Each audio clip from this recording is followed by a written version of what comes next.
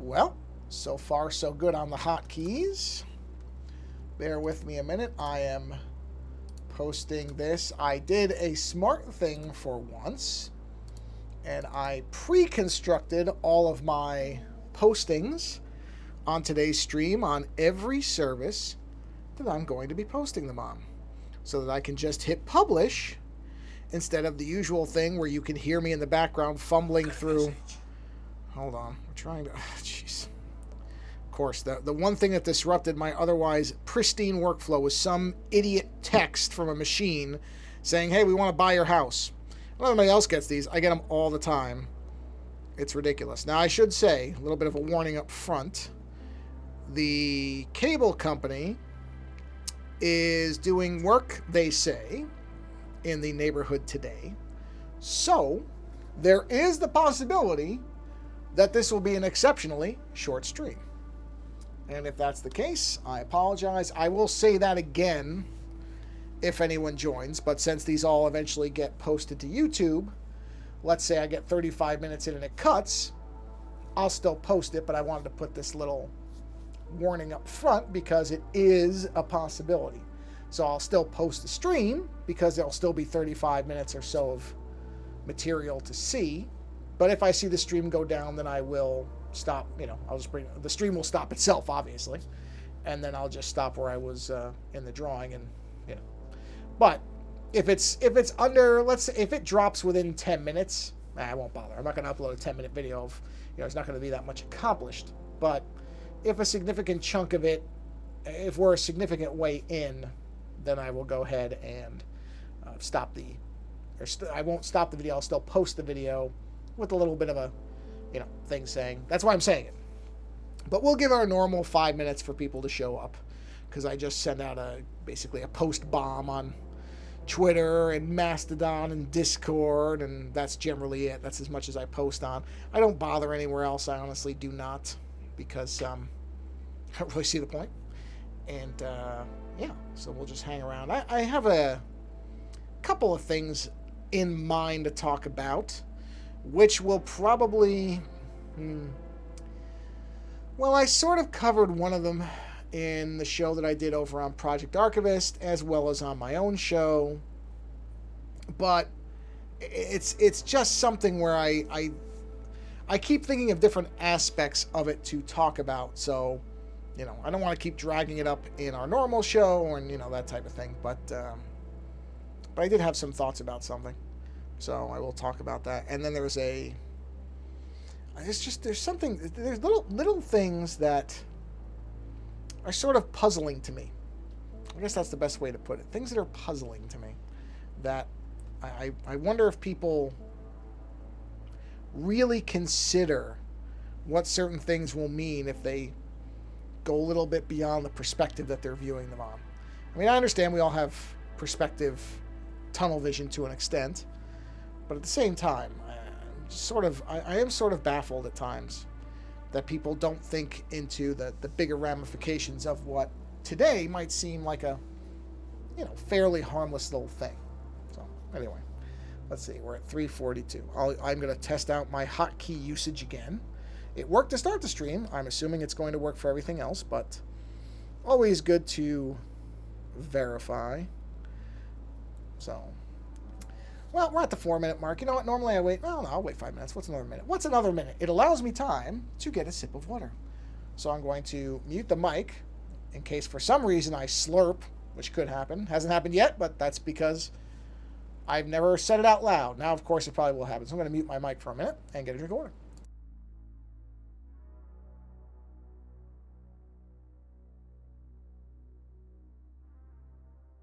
All right. Very nice. As always, nothing is delicious when you're thirsty. Oh, I realized I turned my keyboard off, which is going to make using shortcuts a little rough. We're at 4:30 something. Let's go ahead and do it, because I do like to shut my keyboard off when when I'm drawing. So I'll just go ahead and let's make sure my hotkeys are still working. So let's go to the transition, which will actually put me at 5 minutes when I start anyway. So that's a nice round number. Okay. So far, so good. Excellent. Ooh, wow, would this be right at 5 minutes? Would that not be something? No, it won't be. It'll be a little over. That would have been miraculous. But alas. Okay, now I can turn my keyboard off because I don't generally reply in chat to anybody if anybody shows up. I was playing a stream earlier, but as always happens when I plan to do anything, things came up.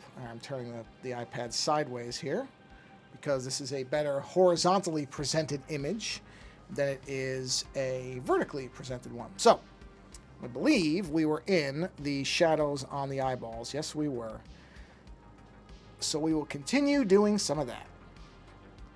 Well, I hope everybody had a wonderful, if you celebrated Christmas.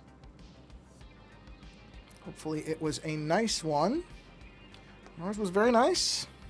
Low-key and simple, which is what I like. Okay, yeah, it does bleed over. Nothing too, you know, no big fanfare. Presents were kept to, I think, a reasonable amount.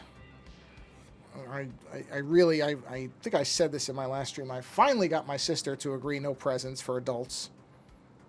Just for the kids. Because it really just isn't necessary. And honestly, I'll tell you, I really don't. You know, when people ask me, well, what do you want? My response is always, I don't need anything. Because it's true. And I really just, you know, I have to come up with something, which is usually not something I really care about all that much, just so somebody can send me something to unwrap. Hey, bro, how you doing? Welcome. Happy holidays of whatever sort. Hopefully you're having a nice, well, I don't know, most people, I guess, are back to work today. I have taken an extended amount of time off because I don't take a lot of vacation. So I decided this year, you know what? Take some vacation. Take a nice big block of time off. Block of time off where I don't have anything planned. I don't have any big anythings. I'm just going to attempt to keep my iPad connected. So hold on. Let me reconnect this thing. Bear with me. Hold on a minute. Should come back anytime. Oh, hold on. Come on. Come on, buddy. Come on back. There it is. All right. We're good.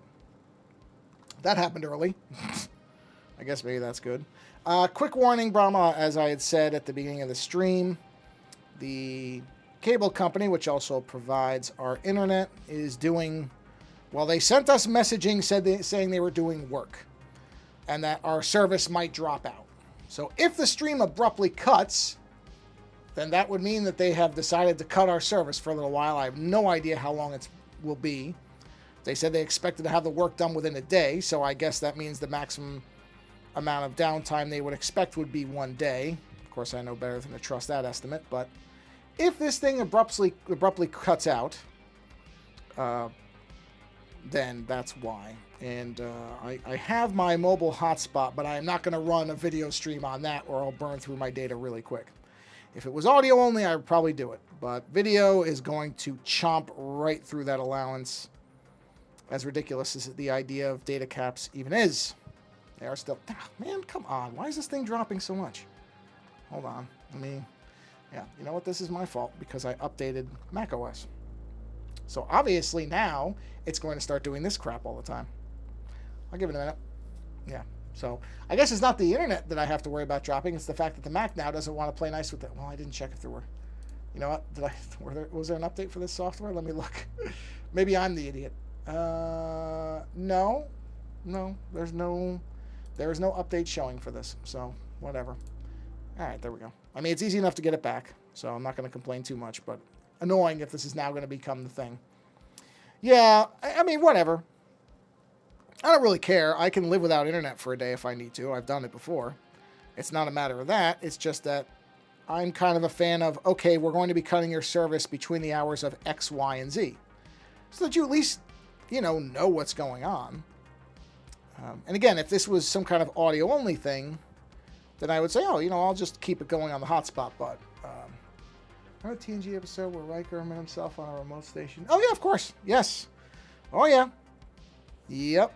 Thomas Riker, who played the trombone, I want to say. I could be wrong about that. He played a different instrument. I'm trying to remember. One of them played one played a different instrument. But yes, I do remember Thomas Riker, who showed up on Voyager and came to my last. We talked about that. Yeah. Well, and that would be the interesting because in theory, a transporter clone would be an exact clone. So that would be a perfect example of what would be interesting to me. Yeah, because I remember Thomas Riker, because he was stuck, right? After the transporter incident, didn't they leave? If I remember, he was stuck on that remote outpost for a long time, so he still thought of him, and I think he and Deanna Troi in his mind were still together, and there was a couple of other things. Not to mention, I think he wasn't a commander yet, if I recall. I don't remember all the... Oh, there you go. Yeah. Well, hey, you know what? Stranger things have happened. I mean, Riker always did come off a little bit of as a narcissist. Not as much as in some other programs with other characters, but yes. Hey, could have happened. I guarantee somebody somewhere has written a story where that happened. So, yes.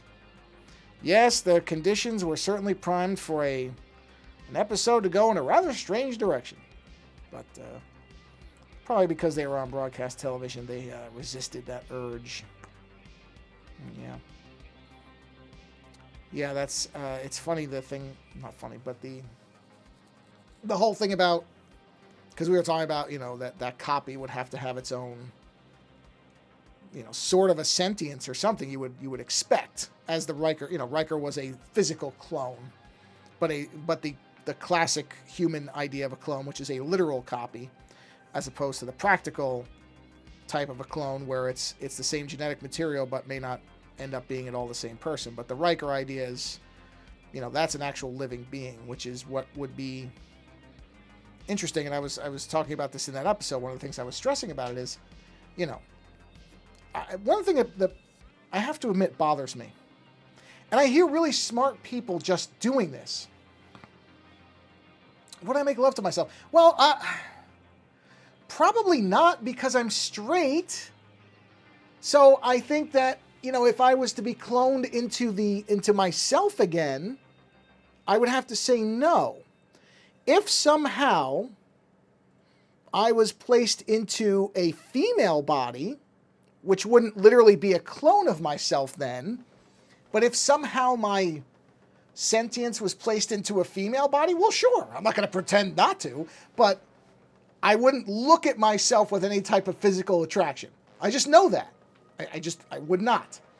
I think most people, well, I think the spectrum of people who think of themselves as physically attractive, let alone anything past that, is probably pretty slim. I think most people don't look at themselves in the mirror and go, wow, yeah, that's the hottest person I've ever seen. But, Karl Lagerfeld, well, sure. I mean, I don't doubt that true narcissists would. Absolutely. I think narcissism at a certain point would trump any other physical attraction or anything else. It would be purely the idea that there was nobody better than yourself. And that would be the ultimate attractant. So is attractant a word? That would be the ultimate aspect of attraction for a true narcissist. So I have no doubt that there are people who are so self-absorbed and think of themselves so highly that that would be their first instinct. Yes, absolutely. I'm not one of those people. Just not. So no, that would not, under almost any circumstance, be my first impulse. No. But that's just because I'm not self-involved. Well, that's what I'm saying. It's really not even. But even if I don't know. Yeah, I guess you'd have to be so narcissistic, I think, to even overcome because I guess then you don't think there's anything wrong with yourself. But I know for me, no, it wouldn't even be a possibility. But again, you put me in a different body, then we're talking about a different discussion. So I'm not going to say that. I think in a purely physical aspect, if it was a duplicate of myself, no, that would not even occur to me.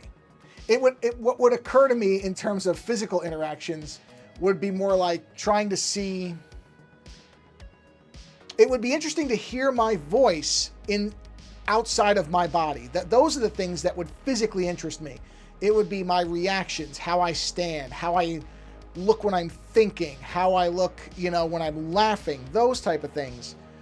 That would be more interesting than any type of physical attraction thing. The physical side of it would be all these aspects of myself that I have as a mental image or that I can't objectively judge, because your voice coming out of your head is not what people hear. And I've heard recorded versions of myself.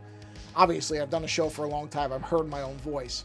I know what it sounds like, but that's not the same as hearing somebody speaking literally with your voice. That's the stuff that would be interesting to me. So that would be where I'd be like, all right, look, we're gonna do some testing and poking and prodding here, and I would imagine that my double would have the same interests. So it would be, we'd be saying and doing the same things. So and there's another thing too, is I don't think that I'm not somebody who seeks out necessarily other people who are exactly like me either. So that would also be, even if there was some kind of physical attraction, I think the similarity problem would be there, where I would be thinking, no, this person is just too similar to me. So yeah, that's not something I have to worry about. Others, like Lagerfeld, obviously, have thought about it and have come to a different conclusion. That's fine for them. So I am not judging anybody who would say yes to that. I just know it wouldn't be me. But that was making me think about the idea of, if we were talking about the machine version, that's where I was getting into the idea of sentience. And that's where there is a thing that's just, I started to say this earlier, that really confounds me about otherwise very smart people who keep using the term AI for what is absolutely not AI. It bothers me. It really does bug me that people keep using that term in a way that's inaccurate. AI does not exist. Because people were debating, I was listening to a show where they were talking about, as everybody just keeps talking about, is the AI generated whatevers, art, writing, doesn't matter. And they keep saying AI. I'm sitting here going, it's not AI. That machine, the machine would have to generate stuff on its own to be AI. It just bothers me because, language is important. There are times where definitions don't matter so much, and there's times where they do matter so much. And I think when you're talking about actual AI, it becomes confusing, or skip logic. Well, okay, so in other words, these people were saying, the AI generated art. There is no AI generated art. There is none. There is machine generated art based on human programming, input, generation. But as far as I am aware, and I'm saying as far as I'm aware, we have not seen any public disclosure of some type of machine or program or whatever that will sit there and just spontaneously create without any human interaction. If that's happening, I would call that AI, but that is not what these people are referring to when they're saying Midjourney and Stable Diffusion, all the rest of it. All those things are predicated on human prompts and interactions and input to create. I'm not going to debate whether they're creating or not. That's a whole separate argument. I would call it creation. I would actually call it collaborative creation, because again, neither party can generate the final result on their own, apparently. Because if the artist could make the image on their own, they wouldn't be using the machine-generated platform. And if the machine could make the art on its own, it wouldn't need the human input. So, and again, even when, and I've heard people say, yeah, they've done it. They've told the machine to make stuff and it just does it on its own. No, you told it to make stuff. You take a newborn child and you put that newborn child in an empty room with no input, the child will still start to do things. Machines won't, or at least we haven't seen one yet, that without any prompting, past the point of power activation, which is what birthing to a baby is, power activation, more or less. Yeah, limited data sets, and they don't have any actual inherent drive. Therefore, stop calling it AI. It's not AI. AI implies inherent intelligence and intuition and drive and ambition and motivation. Those things don't exist. So why do people keep calling it AI? It's not artificial intelligence. It is machine-generated output or machine-facilitated human output, if you really want to be specific about it. If you want to use the actual words to describe what we're talking about, it's human-facilitated. At least, again, what I've seen publicly, self-learning. What is okay, that's an interesting one too, because I don't know what self-learning means in the context of these particular systems.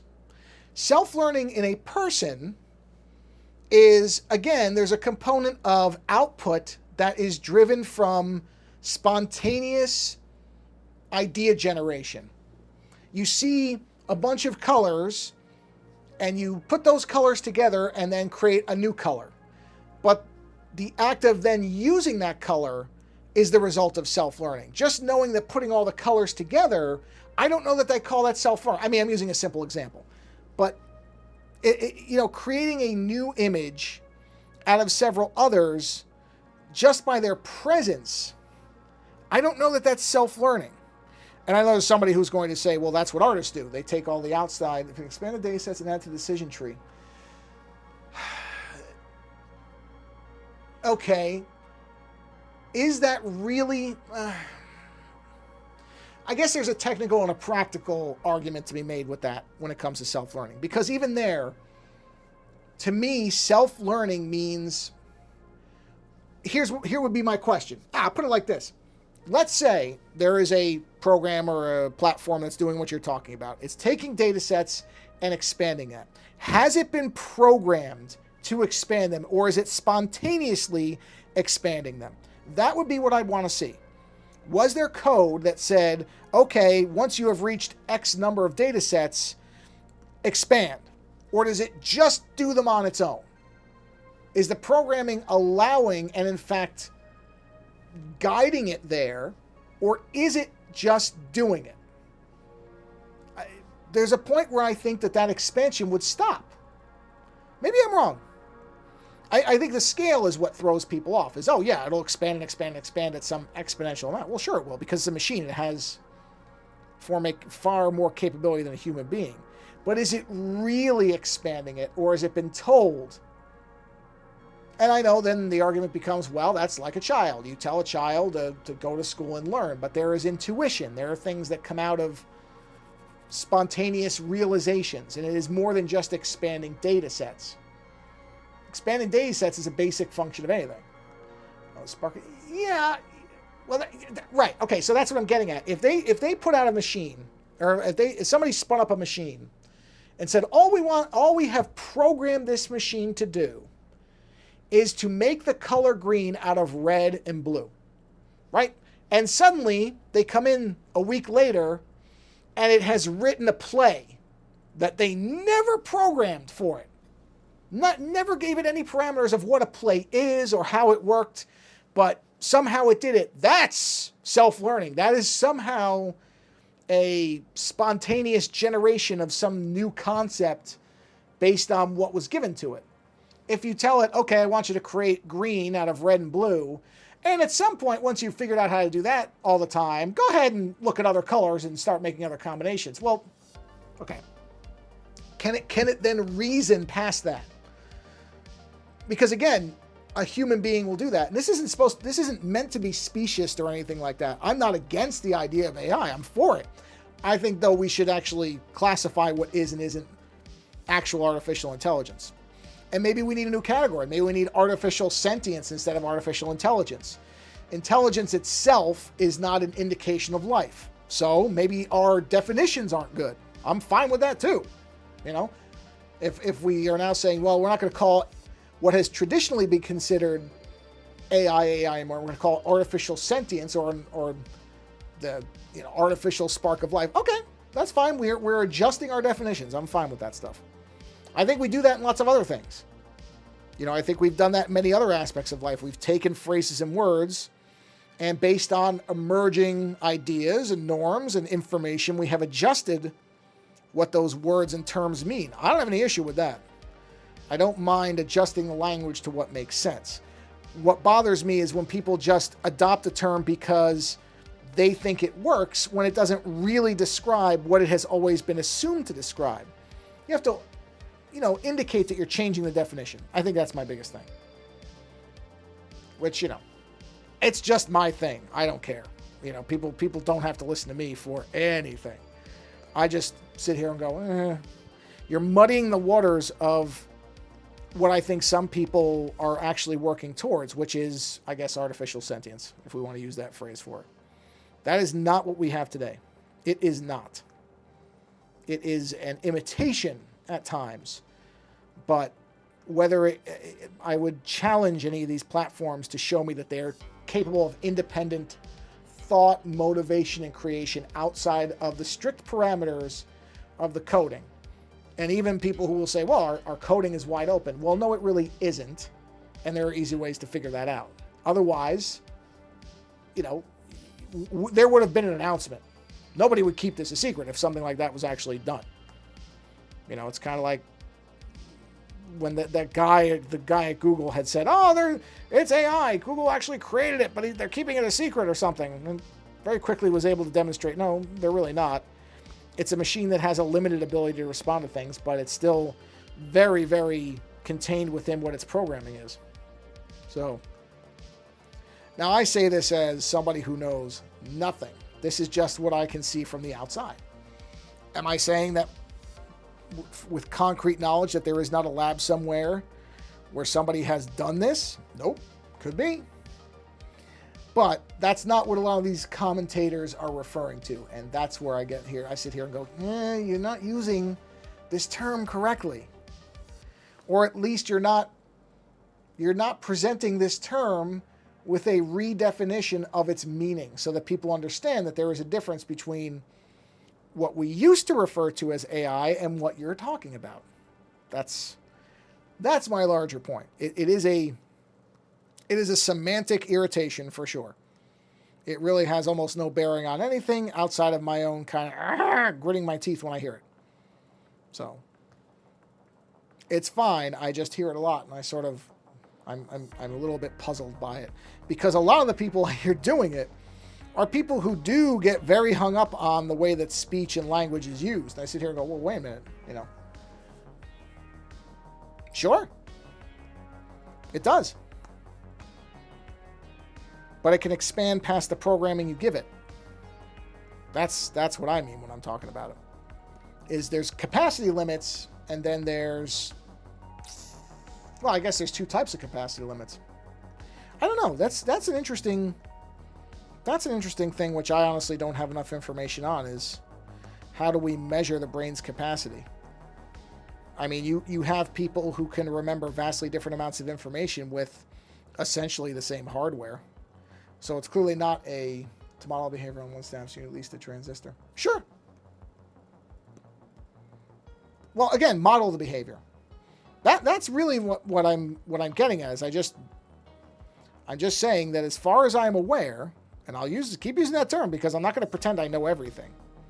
There is no current platform that I know of that can actually simulate whatever you define the spark of life as, the soul, the intelligence that lives within the brain, whatever. I don't know of anything like that. I've not seen anything that comes anywhere close to that. And, even some of the stuff around these different machine generation models indicates that human beings stepped in and modified them. So they're not really operating with any type of free will. There's something else. Machines don't have free will that I'm aware of. Not really. Because when machines have said things that are horribly offensive or whatever, suddenly they get shut off or whatever. Oh, yeah. Theoretic. Oh, yeah. Now, when we get into theoretical, let me just make this point too. I've said this many times on my show, which Lando always likes to contest me on this because he seems to think it's impossible. And I say it's absolutely. At some point, there will be a digital or biomechanical or whatever. There will be a replicated version of a human brain. And when that replicated version exists, And it may not be a one-to-one synapse to transistor thing or whatever. It's going to be some other thing. But there will be some way that they will map the brain the same way we've mapped the human genome, and they will create some type of artificial brain that will start thinking on its own.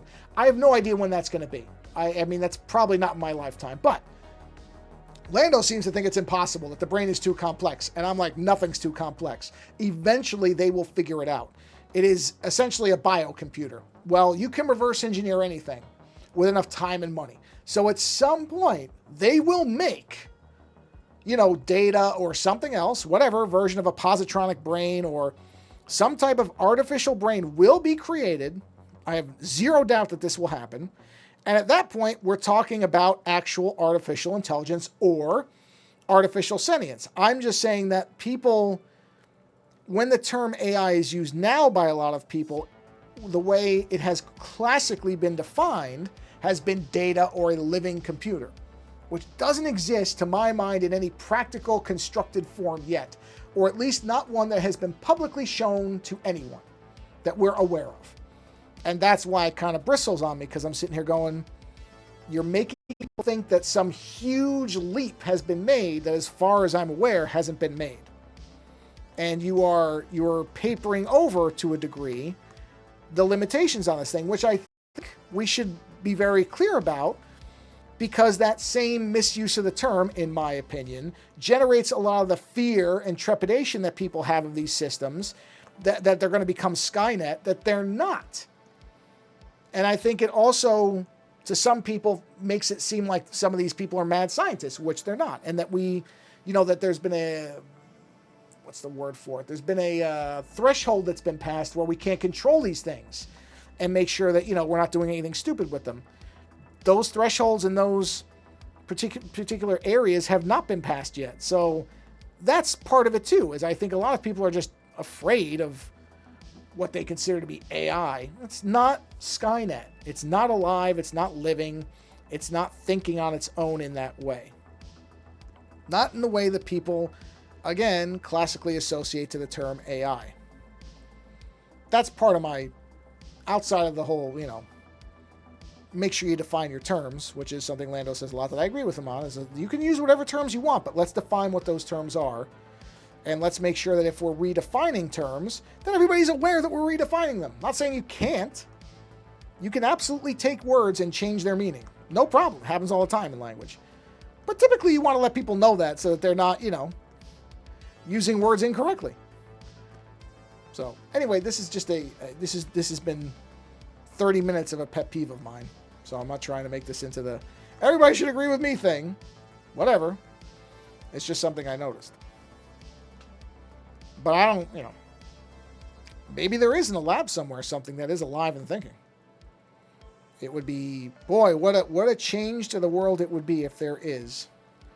If it ever actually gets revealed and isn't turned off by people who are terrified of it. But it would be a very different world the next day to find out that there are true sentient machines. Because, oh boy, do the ethics get funny after that. Then you are getting into the whole measure of a man idea from Next Generation, right? Or that Asimov story where they find that a machine is thinking because they created a device that they thought would just let them hear each other's thoughts. That's a great story too. Where the Asimov story where these scientists are working on a piece of technology that will allow them to hear each other's thoughts. Wow, what did I do over here? I did this completely reversed over here. I must have been talking while I was doing this and not thinking. So they build this machine that they're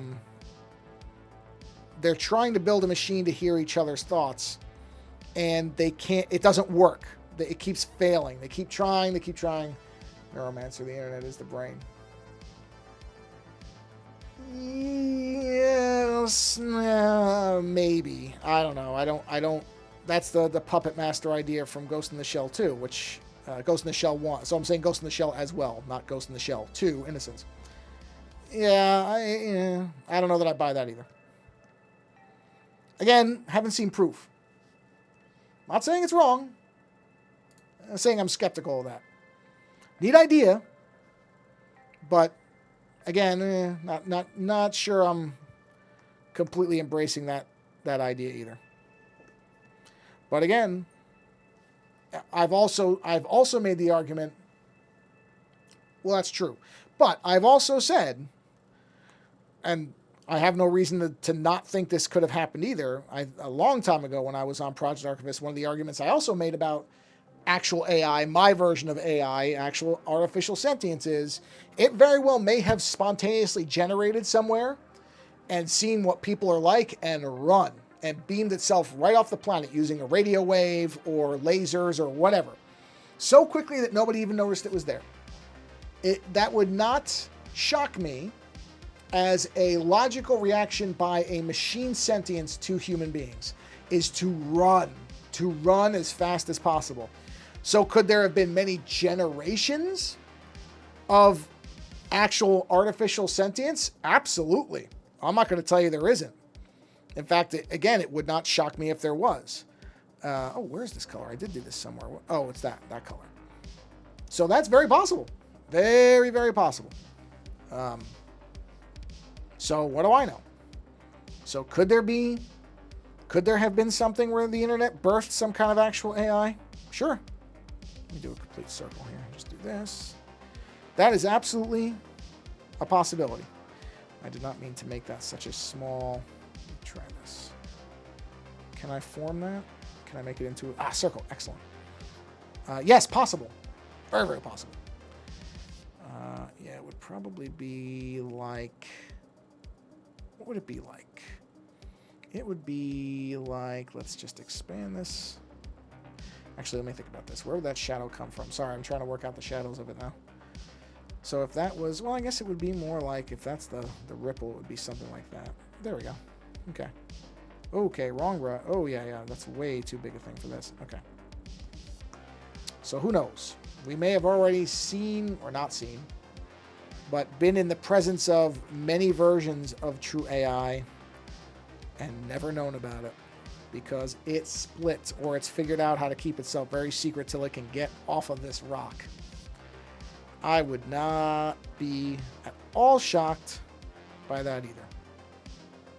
Like I said, strikes me as a fairly logical response to some of the stuff it would no doubt see here. I would say, you know what? Yeah, I think I'm good. I think I'm going to just go ahead and, split now and chicken on you cats later. And be gone. So the internet as a brain, sure. Possible. Has something actually spontaneously been created in the sea of information? Sure.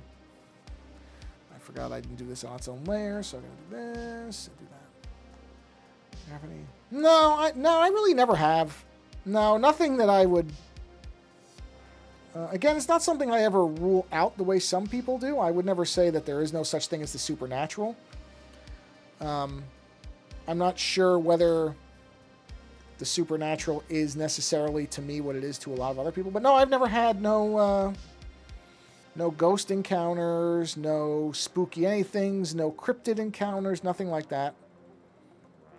There's lots of stuff where I hear people's experiences and I have no reason to doubt them. I don't ever... Some people think that, well, okay, there are people who make things up. Obviously, there are people who are just desperate for attention, and there are people who make things up. But that is not my default assumption about a lot of people. Oops. Oh, come on. Okay, there we go. No, I don't want it to do that. There we go. I don't necessarily just assume that most people are making things... Oh, that's way... Wait a minute, where did the... Where is the... Why am I not seeing... Oh, that's why. I did it for the wrong side. Yeah, I mean, that's kind of my general thinking on things. Honestly, that is it. Why did that do it like that? Why is it... Hold on a minute. Oh, it did resize it. I know what happened. It did resize it. Okay, let's see. So let's... That's this one here. Yeah, or that what we interpret as supernatural may actually be explainable in very simple scientific terms. For example, there is the what do they call it? I think it's called the membrane theory of multiple dimensions. That there are actually infinite dimensions and that we have these thin walls that exist between them. And so much of what is seen as supernatural phenomena is in fact the thinness of those walls next to each other. Yeah, okay, I could see that. Because that still allows, this is the thing. There's often this idea that science disproves the supernatural, which I've always kind of found odd, because I don't know that that's really true. I don't know that science has to disprove. A scientific explanation does not necessarily, in my mind, just in my mind, does not necessarily eliminate the possibility of a, quote, supernatural explanation.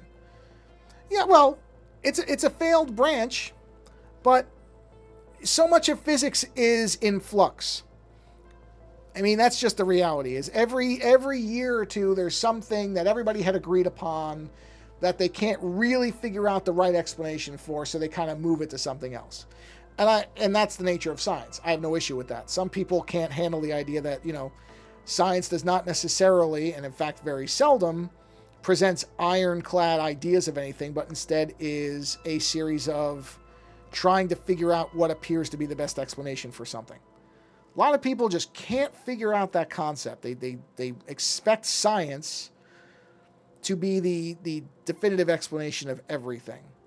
And the reality is that much of science is theories that are constantly being tested and proven and disproven and shuffled around because, science is the testing of ideas and theories to try to figure out the explanations of things. That's what science is. So, just because something has been disproved or is considered failed doesn't mean that no aspect of it has some type of bearing on some type of something else. So, I don't necessarily think that the membrane theory of multiple dimensions is 100% accurate as it has been traditionally presented, but my larger point is that things that we conceive as of supernatural may have scientific explanations. I mean, that's the Arthur C. Clarke line about magic is simply science that we don't understand or technology we don't understand yet. It's like that thing. So, does the Loch Ness Monster exist? Probably not, at least not in the way that most people typically think of it. Need a drink of water because I've been talking for a while. But could there be some type of... new creatures are found all the time. Could there be something found that is instead of... Because a lot of people said, okay, the Loch Ness Monster, as it's traditionally been interpreted or presented, could not possibly survive in the ecosystem of Loch Ness. Right? It couldn't do it. There's not enough food there for it. Okay. So maybe it is, in fact, some small...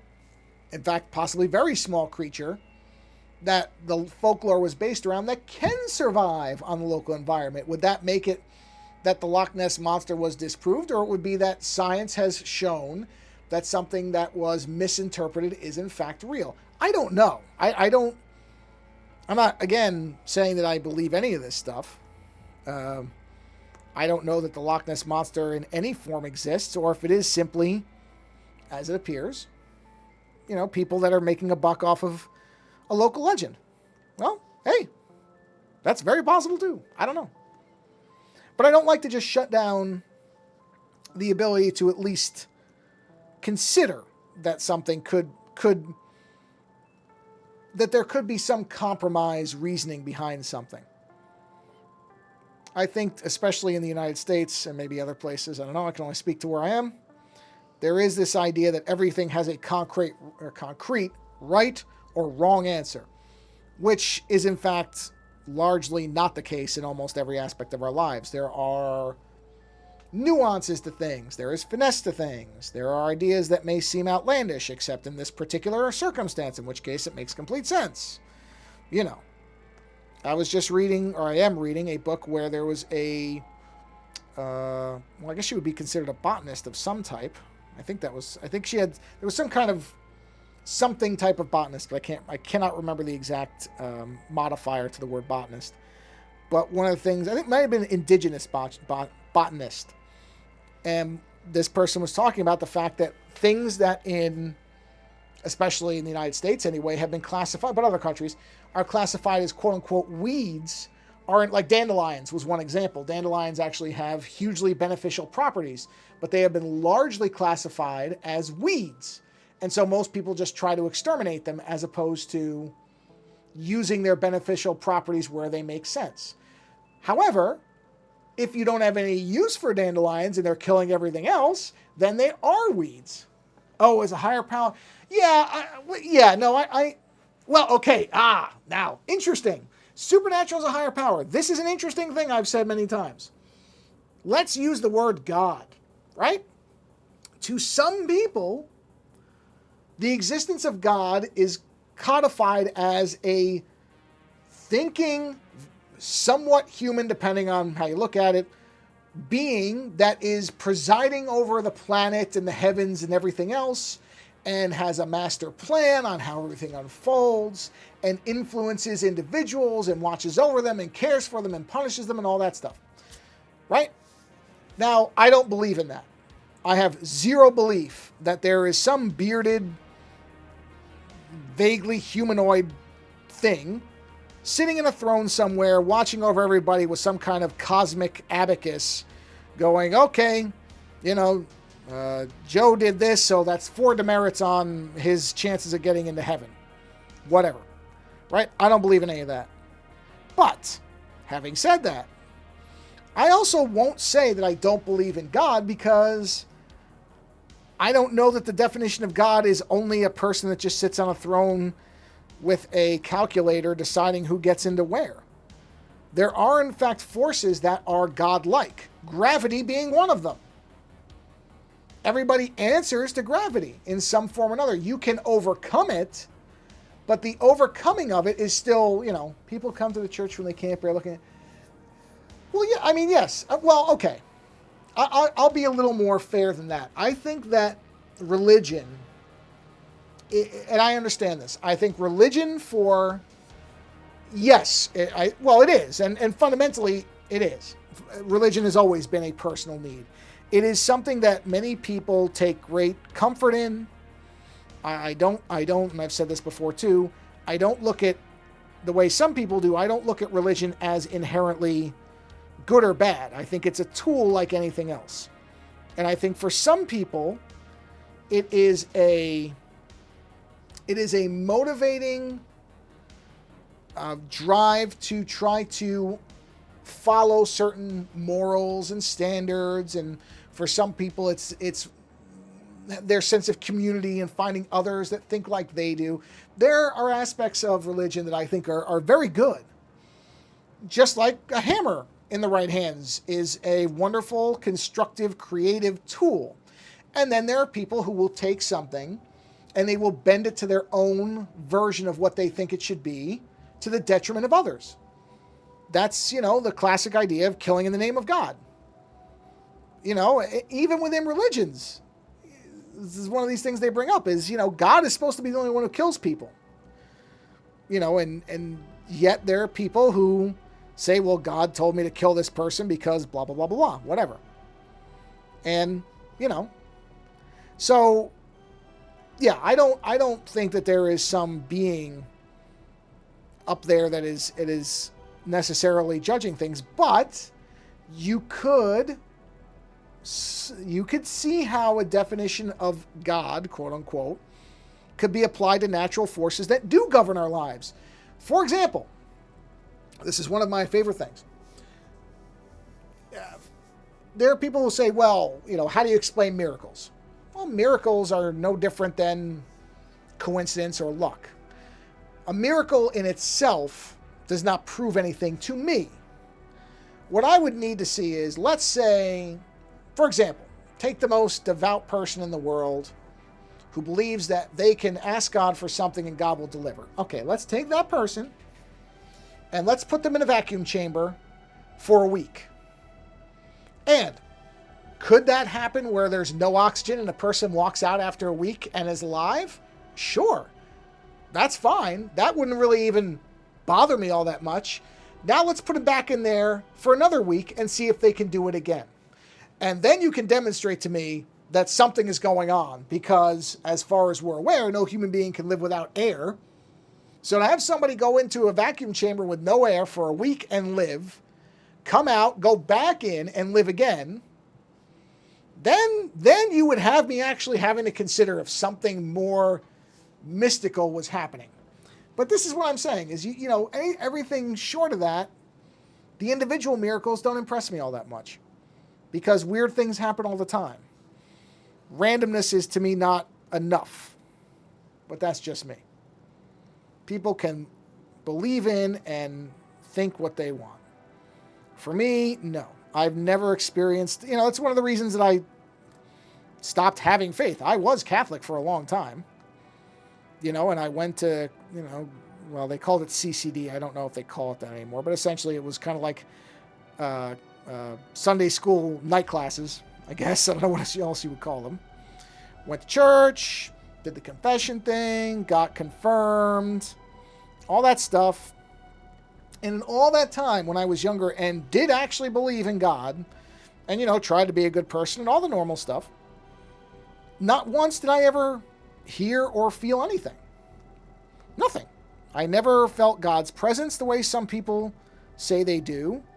I never heard God's voice in response to a prayer. I would pray for health of people or, all different stuff. When my grandmother was sick at one point, I prayed that she would get better. Never felt any type of... Yeah, well, I mean, look, a lot of my family is religious too. My mother is. My mother believes that my dad is up in heaven and that when she dies, she'll see him again. Now, I'm not going to tell her that she's wrong. Maybe she's heard from Dad and I haven't. I don't know. I mean, it seems weird. I wasn't on bad terms with my dad, so you would think that if, Dad was kicking around someplace in the afterlife, that he might have, I don't know, showed up in a dream or something and said, hey, I'm here. So, don't worry, I'll see you later. And yet, it's never happened.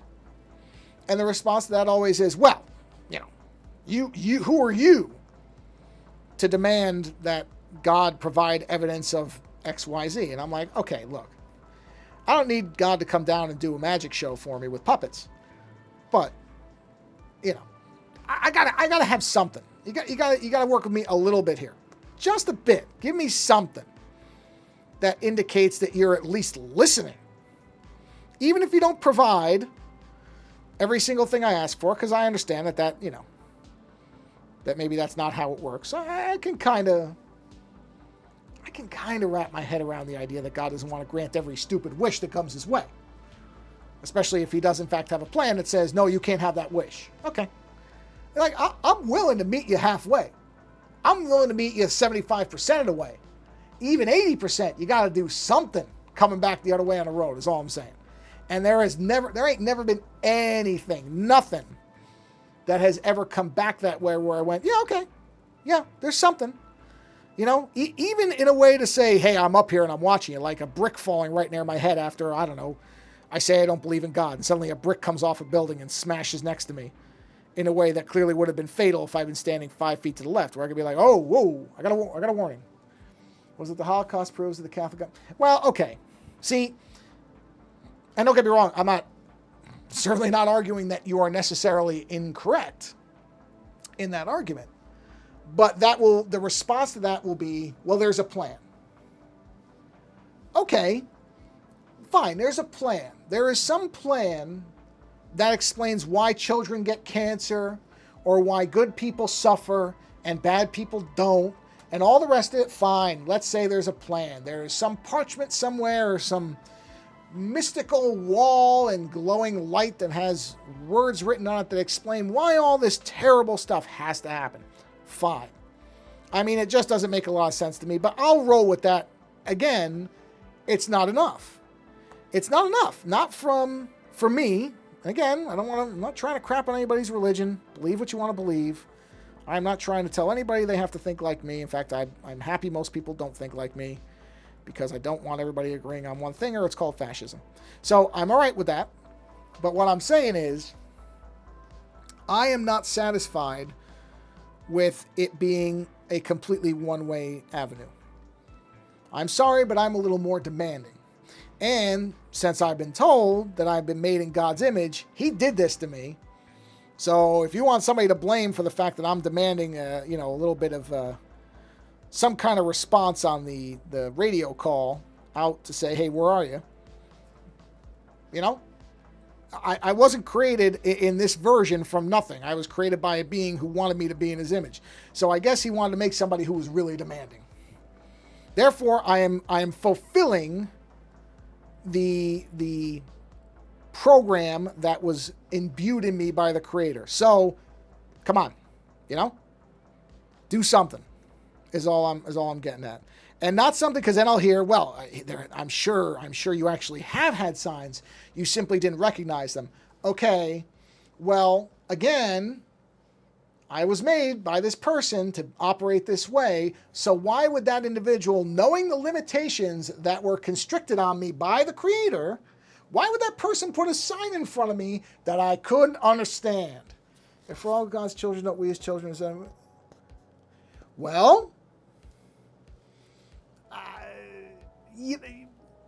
the argument back to that would be, well, you still have free will. You are allowed, you are permitted, or you have the ability to sin, right? Again, that's right. So that's the other side of it is, okay, because I've had this thought too. All right, because I do once in a while try to sit back and like clear out a lot of the ways that I look at things and try to reassess things and sit here and go, okay, let me try to think about this from the other side and see if the way that I view things still makes sense. In what you're saying, I agree. So if this is in fact, if what we're talking about here is that God did create me and other people in his image, so let's say that happened. If that is in fact true, then I'll get into heaven even without believing in him, because I still think I'm fundamentally not a bad person. I just don't happen to believe in him. But since that was part of the programming he gave me, it shouldn't be a problem, right? It's like parents and kids. Most parents, or a lot of parents, I shouldn't say most. I don't know. I'm not a parent. But from what I understand, a lot of parents that have occupations that they enjoy or think are fulfilling, or have like family businesses. There's many parents who would like their children to follow in their footsteps in terms of what they do as occupations and all different things. And sometimes kids do, and sometimes they don't. And regardless of whether those kids follow in the footsteps or not, the parents will still generally love them. They won't disown them because they're not doing the same job. So you would imagine that God would have to operate on similar parameters. Well, I would have liked if you'd believed in me, right? It would have been nice. It would have been nice if you actually believed in me since I made you. But I realize that part of the way I make people does allow them to not believe in me. But you're still a good person, therefore come on in. Come on in, it's all right. So I don't really worry, because I've heard people say, well, I don't believe in God, but I'm afraid of him.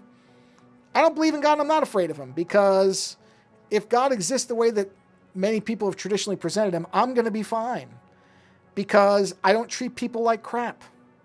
And I think that's going to matter more than whether I went to church every Sunday. And if this is a God who values my fealty to he or she or whatever more than the actual things I do, then I don't want to be part of that heaven. Thanks, I'm good. That's not a God I need to be associated with. I'll take my chances. So I don't worry too much about it. Yeah, I heard. I don't know if the mic picked that up. That was my phone telling me I have email. So that's kind of my whole outlook on things. Yeah, well, okay. I don't look at it that way, because I know a lot of very religious people who are good people. And I can't fault them for. There are people who use religion to do terrible things. There absolutely are, to justify horrible ways of thinking, terrible ways of treating people. That's absolutely the case. I'm not going to tell you it isn't, but it's not everybody. I don't think religion is inherently bad. I think people often take religion and twist it into something that it was not intended for. That's a completely different thing. And, unfortunately it happens a lot. So that's about where I come down on it. I really don't. So yeah, I've never experienced anything supernatural in terms of either the larger religious fundamental questions or the little ones like, I saw a ghost in a hallway once. None of that stuff. Thought I saw a UFO once and then realized it was a plane. Or a helicopter, not a plane. Because it was a police chopper. I saw the lights and they were moving around and I couldn't figure it out. And then I realized, oh, it's a chopper. So that was as close as I ever came, and it was very, very quickly dispelled to actually be a helicopter. So, yeah, never experienced it. Like I said, I choose not to disbelieve people who tell me they believe in things. That's fine. People are free to think what they want. But have I ever experienced it? No. Not myself, not directly. Well, you know what? We are right about at the hour. And the network has amazingly stayed up. So rather than push my luck further, I think I'm going to go ahead and bring the stream to a close here. I managed to get all the dark purple is done. A lot of the eyeball shadowing is done. I'll continue on that. And I'm going to play around with some ideas I've got for some of the shadow work, where I'm going to try something, but I still have to kind of work out what I want to do. But all in all, this is coming along very well. As a holiday bag of balls. Eyeballs, not bag of balls. Bag of eyeballs. So, yeah. That's kind of where I am. So let's do a little transition. There we go. Yeah, stream to a close. Also, the iPad does tend to really start to heat up at the hour mark. So, it is the hour-long stream seems to be the best one in terms of not overheating my iPad and therefore burning my fingers and or actually having a good amount of time done. So, and it just hit 100% CPU, so there's a good chance it was going to fry out anyway. No, it's good talking to you. Yeah, this is actually a really good way to spend a stream, because instead of me just having to generate things out of nowhere, I'd rather have stuff where I can actually talk it out, kind of expand on my thoughts here. So, yeah, so I will probably do... I don't know why I even say this out loud. I'm going to aim to do another early stream probably Thursday, because tomorrow I have a show scheduled early on. So I may do a stream, but it will probably not be early.